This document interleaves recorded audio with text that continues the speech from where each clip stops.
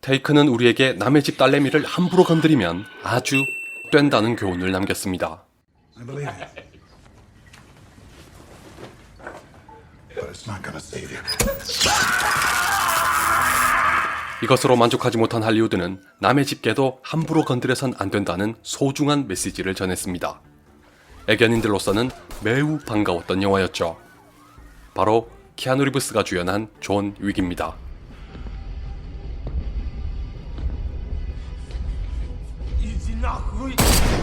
테이큰과 존 윅은 몇 가지 공통점이 있습니다. 복수가 테마였고 액션이 돋보였으며 무엇보다도 자비가 없다는 것입니다. 악당을 상대하는 데 있어서 자비 따윈 조금도 허용하지 않으면서 무지막지하게 처단하는 걸 통해 관객에게 통쾌한 액션을 선사했죠. 이 정신을 이어받은 캐릭터가 있었으니 Why? 또 하나의 큰 공통점은 군더더기가 없다는 것입니다. 특히 존 윅이 그렇습니다. 테이큰의 경우는 딸과 아버지의 관계를 던져주면서 관객의 감정을 동화시키려는 노력이라도 했지만 존 윅은 처음부터 끝까지 시종일관 매우 간결한 이야기로 일관했습니다. 이 때문에 일각에서는 개 한 마리로 인해 이 모든 사단이 발생하는 것에 공감하지 못하는 불상사도 생겼죠.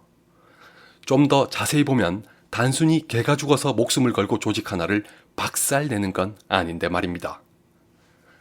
아무튼 제게 이 영화는 존 윅이 입고 있는 수트처럼 깔끔하고 세련됐으며 정갈합니다.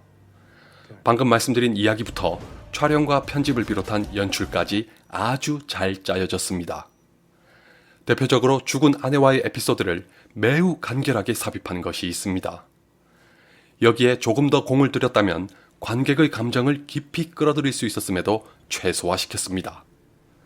이 탓에 역효과도 있었지만 그런 시간까지 할애하면서 집중했던 액션 하나만큼은 수준급입니다. 다른 영화들이 본 시리즈의 영향을 따라갈 때 존 윅은 오히려 정통 액션 스타일을 추구하면서 또 다른 환호를 받았습니다. 본 시리즈의 현란한 촬영과 편집을 꺼리시는 분들은 존 윅의 정돈된 화면을 더 선호하죠. 액션에 있어서 두 영화의 차이를 비교하면서 보는 것도 재밌습니다. 이것이 가능했던 첫 번째 요인은 두 명의 감독이 다름 아닌 스턴트맨 출신이라는 데 있습니다. 체드 스타이스키와 데이빗 레이치는 무술 유단자인데다가 수많은 영화에서 스턴트맨으로 출연한 경력을 자랑합니다. 체드 스타이스키의 경우는 매트릭스 시리즈에서 키아누 리브스의 스턴트 대역이기도 했습니다. 아마 그 인연 때문에 존 윅엔 키아누 리브스가 출연했을 것도 같습니다. 하지만 존 윅에서만큼은 키아누 리브스가 액션의 90%를 직접 소화했습니다.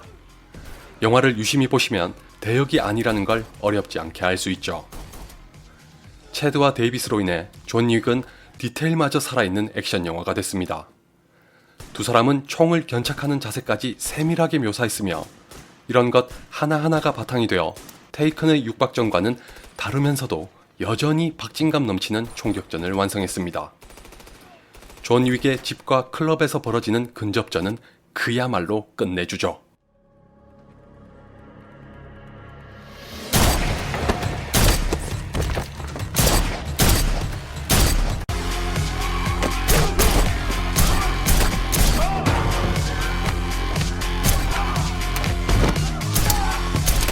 두 사람은 이런 액션 스타일을 두고 건프라는 명칭을 붙이기도 했습니다.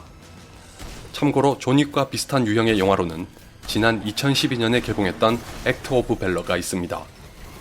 이 영화의 감독인 마이크 맥코이와 스캇 워프도 스턴트맨 출신입니다. 심지어 배우들은 당시를 기준으로 현역 네이비실 대원이었습니다. 이 덕분인지 감독부터 배우까지 이렇다 할 사람이 전무함에도 불구하고 북미에서만 7천만 달러를 벌었습니다.